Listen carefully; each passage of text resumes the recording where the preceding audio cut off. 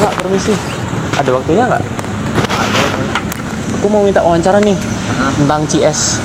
Nah, kira-kira kakak boleh memperkenalkan kakak sendiri nggak? Boleh. Ya. Kenalkan, aku Pak Lis Ardiantara dari jurusan Manajemen angkatan 2024. Nah, oke. Pertanyaan pertama yang mau saya tanyakan itu, Kak ini udah kenal nggak sama organisasi CS? Pernah denger sih, kayak itu ya, waktu ospek kita ditampilin. Iya. Kayak itu organisasi tentang ekonomi Islam gitu ya. Iya, betul. Nah, yang kedua, familiar nggak sama ekonomi Islam atau istilah-istilahnya begitu? Kalau familiar sih mungkin ada beberapa yang aku tahu kayak riba, zakat, sama wakaf, itu doang sih ya. Oh, oke, oke. Nah, yang ketiga, besar minat kakak terhadap ekonomi Islam itu berapa besar? Kayaknya nggak begitu minat soalnya kayaknya nggak linear sama jurusan aku. Oh gitu. Ya, nah, terima kasih ya atas waktunya. Assalamualaikum warahmatullahi wabarakatuh. Halo semuanya, kenalin nama aku Cika Siana Umaira dari kelompok agama Bid'ah. Dan sekarang kita lagi ada sama salah satu narasumber kita dari Central for Islamic Economic Studies FEB Universitas Brawijaya. Di sini ada Kak Royhan. Halo Kak Royhan. Halo Jika. Oke, mungkin kita langsung aja kali ya tanya-tanya seputar kias. Oke, mungkin boleh kenalan dulu nih Kak. Nama, jurusan, dan sekarang itu kesibukannya selain kias apa? Oke, halo teman-teman semuanya, kenalin aku Muhammad Royhan Barier. Teman-teman bisa panggil aku Royhan. Aku dari Prodi Manajemen angkatan 2022. Di CS aku sebagai kepala departemen di Departemen Research and Development. Dan kalau kegiatan selain di CS, ya aku beberapa kali ikut perlombaan juga, kemudian ikut di beberapa organisasi lainnya juga. Oke, nah kalau boleh tahu sejak kapan nih Kakak bergabung di CS? Terus apa sih latar belakang Kakak mau masuk? Oke, kalau kita tarik ke belakang, aku masuk ke CS itu dari semester 2, teman-teman. Dari tahun 2023 awal waktu itu. Nah, kenapa aku milih CS? Mungkin teman-teman khususnya di FEB bertanya ya, kan ada CS, ada yang lain mungkin ya, yang mungkin sama-sama bergerak di bidang prestasi dan perlombaan. Nah, tapi kenapa aku milih CS? Karena dari aku pribadi, sebetulnya kalau jujur-jujuran, aku itu diajakin dulu sama temanku emang udah masuk CS, aku diajakin. Tapi setelah itu aku pasti nyari tahu, dan ketika aku cari tahu, ternyata CS itu lebih cocok dengan aku yang mungkin ada latar belakang terkesannya religiositasnya itu tadi, karena aku juga besar dari pesantren. Mungkin dari latar belakang dari jurusan ini ya Kak? Iya. Nah, kira-kira di CS itu ada program-program unggulan apa aja sih Kak? Nah, terutama untuk meningkatin pemahaman mahasiswa terkait ekonomi Islam. Oke, kalau di CS sendiri, kami itu ada dua divisi. Yang pertama Departemen Research and Development, dan yang kedua itu ada Biro SISIM, School of Islamic Economics. Nah, di sini itu tupoksinya berbeda, di mana biro itu khusus internal, kalau departemen itu untuk eksternal juga, kayak gitu. Nah, di eksternal kami ada namanya program unggulan CS Learning atau disingkat CLEAR. Nah, CS Learning ini adalah wadah untuk kita istilahnya mencerdaskan atau memberikan wawasan kepada masyarakat umum. Tadi kan udah dibahas nih Kak mengenai apa alasan atau latar belakang Kak untuk masuk ke CS ini. Nah, mungkin kita banyak kali diajakin, sebenarnya ada program-program unggulan apa aja sih yang tawarin sama CS untuk meningkatkan pemahaman mahasiswa terkait ekonomi Islam? Oke, kalau di CS aku mau bagi dulu. Di CS itu ada dua tempat yang dia itu ada fokusnya sendiri. Jadi ada Departemen Research and Development dan ada Biro Sismik atau School of Islamic Economics. Nah, kalau biro itu memang fokusnya untuk internal CS aja. Jadi keilmuan, kecerdasan terkait ekonomi Islam itu internal dipegang oleh Sismik. Nah, kalau untuk R&D, dia itu fokusnya nggak cuma di internal, tapi juga ke eksternal. Jadi dia mencakup masyarakat umum, KM, FEB juga. Nah, kalau program unggulannya apa? Di R&D sendiri itu ada yang namanya GSM, disingkat CLEAR.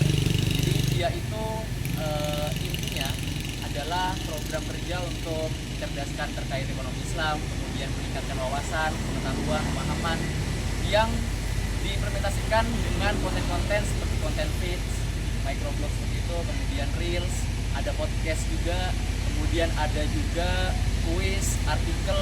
Nah, dari sana itu diharapkan bisa ya meningkatkan awareness dan meningkatkan pemahaman dari masyarakat itu.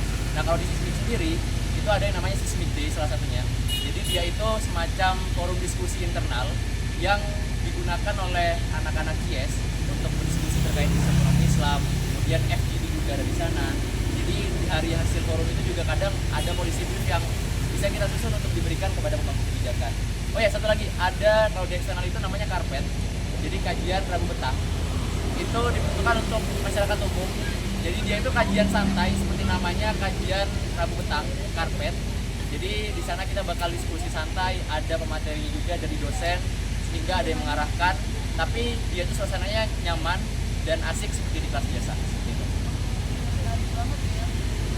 Ada banyak banget ngobrol yang bisa dilakukan sama mahasiswa FEB. Bahkan yang di luar CIES juga bisa ikut program. Oke, terus CIES ini ada kolaborasi dengan fakultas atau organisasi atau mungkin organisasi lain tidak? Ya, tentunya sebagai organisasi ya kami nggak bisa berjalan sendiri. Ini ada kolaborasi. Salah satunya pastinya dengan wadah kami sendiri, yaitu KOSEI. Jadi sebagai informasi teman-teman, CIES itu di awalannya ada kata KSEI. KSEI itu KSEI, Kelompok Studi Ekonomi Islam. Jadi hampir di setiap kampus yang itu ada prodi ekonomi Islamnya, entah itu ekonomi syariah, perbankan syariah, akuntansi syariah, kemudian syariah yang lainnya, hukum syariah, itu hampir ada yang namanya KSEI. Nah, KSEI itu tersebar di hampir setiap kampus dan diwadahi oleh yang namanya organisasi KOSEI. KOSEI itu Forum Silaturahim Studi Ekonomi Islam. Nah, di sana ada KOSEI setiap regional dan juga KOSEI nasional. Itu untuk kolaborasinya agar bisa lebih ekspansif gitu untuk penyebarannya.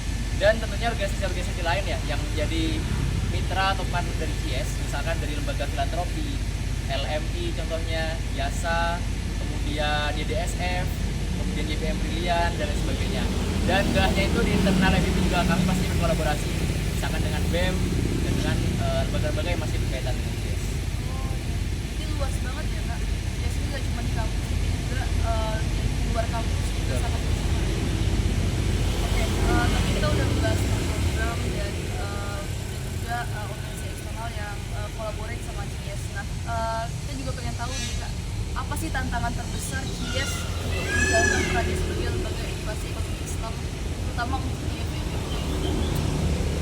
Oke, terkait tantangan, sebetulnya nggak yang begitu menjadi tantangan. Tapi kalau bisa disebutkan, salah satu tantangannya adalah kurangnya minat dari masyarakat, mahasiswa umum terutama yang bukan prodi ekonomi Islam untuk mempelajari ekonomi Islam itu. Meskipun ya sebagian dari mereka mayoritas ya Muslim juga kan, Muslim yang mungkin seharusnya memang tahu dan menerapkan juga prinsip dari ekonomi Islam seperti hal-hal untuk meninggalkan riba dan sebagainya seperti itu. Nah, terkait edukasi, tantangannya tadi itu untuk menarik minat dari orang-orang yang umum untuk minat untuk mengikuti kajian-kajian ekonomi Islam. Dan tantangan lainnya menurutku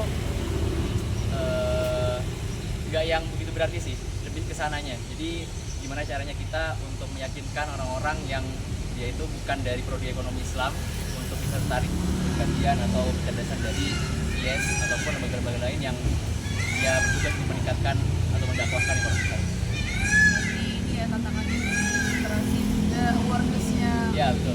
Masih. Nah, kira-kira apa sih strategi dari CIES untuk bisa mengatasi tantangan internal maupun eksternal? Ya, tentunya kalau untuk mengatasi hal tersebut, karena ketidakmauan tadi atau keapatisan dari orang-orang untuk mempelajari ekonomi itu kan mungkin salah satunya karena mungkin konten yang kurang menarik ya. Nah, maka dari itu CIES di sini hadir dari teman-teman media tentunya kreatif untuk membuat konten seperti tadi feeds, reels dan sebagainya itu dengan menarik, sehingga bisa menarik orang-orang untuk seenggaknya mampir misalkan di akun CIES untuk melihat-lihat, dan akhirnya dari sana bisa tertarik. Nah, kemudian selain tadi itu melalui konten yang dibuat menarik, kami juga membuat program-program yang dia itu nggak yang terlalu formalitas seperti tadi yang aku sampaikan, karpet kajian Rabu petang. Jadi dia itu pelaksanaannya sangat simpel karena memang mengacu dengan namanya ya, namanya karpet. Jadi tinggal apa ya istilahnya gelar karpet doang, kita hadir, kita melakukan kajian. Nah di sana itu kajiannya dilaksanakan secara santai, secara informal juga. Jadi semuanya itu bisa menyampaikan pendapatnya, berdiskusi, bertukar pikiran, tetapi juga tetap terarah karena ada dosen yang mengarahkan gitu. Jadi bukan yang seperti seminar-seminar besar yang harus ada kepanitiaan kompleksnya, itu enggak. Itu satu cara kami untuk menarik perhatian atau awareness dari orang-orang untuk mempelajari ekonomi Islam.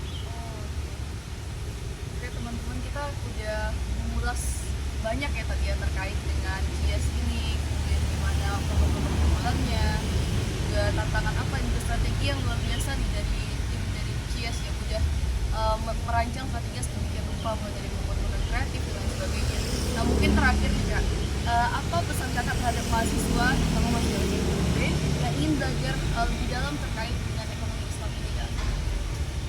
Oke, ini pesan jujur dari aku khususnya kepada teman-teman muslim-muslimah, saudara seiman. Ya, ekonomi Islam itu sistem yang sudah ada sejak zaman Rasul, dan itu hal-hal yang sifatnya merujuk atau apa ya orientasinya itu kemaslahatan, keadilan, dan juga apa ya kesetaraan gitu. Jadi harapannya dengan konsep yang baik itu bisa diterapkan di tengah hiruk-pikuk banyaknya konsep ekonomi lainnya, kapitalisme, ya komunisme dan sebagainya itu. Jadi harapannya teman-teman, khususnya teman-teman muslimah bisa mulai mempelajari dan mulai menerapkan di kehidupan sehari-harinya sekecil apapun itu. Karena sekecil apapun yang teman-teman lakukan itu bisa berdampak jika dilakukan oleh orang banyak.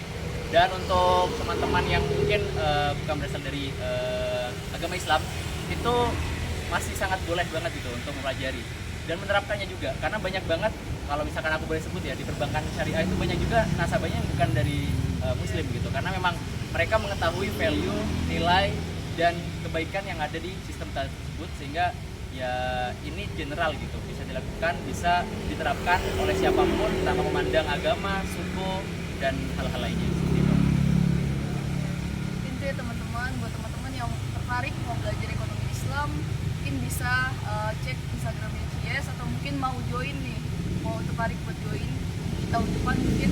Dan mungkin sekian yang bisa kita sampaikan, dan ini menarik banget teman-teman. Dari aku pribadi juga sangat tertarik sebenarnya dengan ekonomi Islam karena inklusivitasnya, kemudian dari program-program yang sangat-sangat beneficial dibandingkan dengan program dari ekonomi konvensional itu sendiri. Dan aku sebagai MC di sini, waktu ini, dan terima kasih buat Kak Royman yang